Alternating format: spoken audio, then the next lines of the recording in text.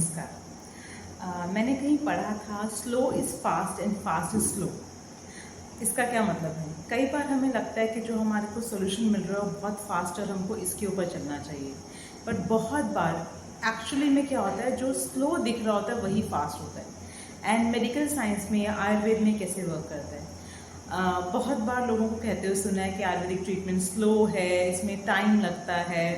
But आप ये समझिए, सिंपल एग्जांपल देती हूँ, अगर कोल्ड कफ है उसको हम एंटीबायोटिक्स से सप्रेस कर देते हैं एंड उसका रिकरेंस बार बार होना शुरू हो जाता है।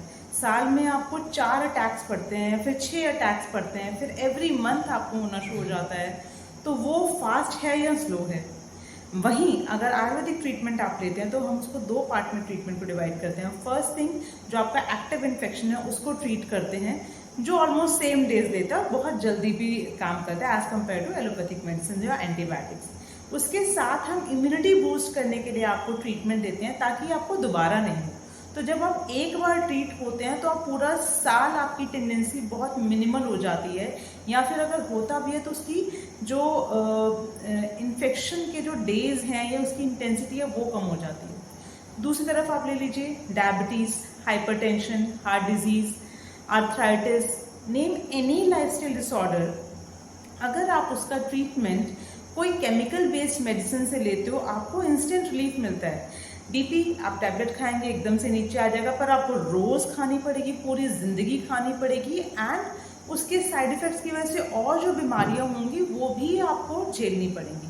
आयुर्वेद में उसका ट्रीटमेंट होता है, उसमें हम आपको डाइट लाइफस्टाइल चेंज करवाएंगे जिसकी वजह से वो बीमारी हुई।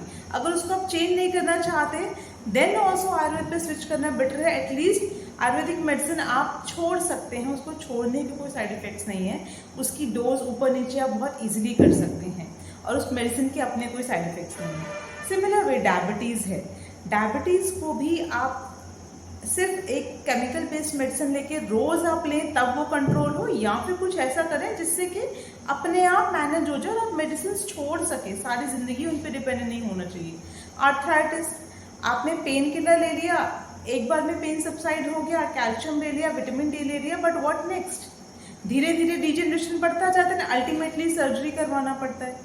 तो ये सारे लाइफस्टाइल डिसऑर्डर्स अगर आप आयुर्वेद के थ्रू फॉलो करेंगे, फर्स्ट लाइन ऑफ ट्रीटमेंट अगर आप आयुर्वेद चूज करेंगे तो आप उस डिजीज को क्योर करेंगे, ठीक करेंगे, ना कि पूरी जिंदगी एक विशियस सर्कल में फंस जाएंगे जिसमें आपको एवरी टाइम मेडिसिन लेनी है, मेडिसिन छूट गई तो उसके साइड इफेक्ट्स हैं, मेडिसिन जो लगातार लेंगे उसके तो अपने साइड इफेक्ट्स हैं ही हैं।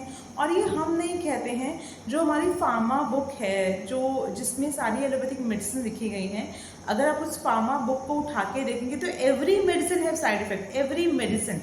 और वहीं अगर आप आयुर्वेद का चरक जो सबसे ज़्यादा मेडिसिन में फॉलो किया जाता है वैद्यों द्वारा, चरक में आप एवरी मेडिसिन का डिटेल उठाइए, उसमें मेंशन किया गया कि उसके और एडिशनल बेनिफिट्स क्या हैं, कोई साइड इफेक्ट नहीं है अगर आप डॉक्टर की प्रिस्क्रिप्शन में लेते हैं तो आप डिसाइड कीजिए कि क्या फास्ट है क्या स्लो। Thank you.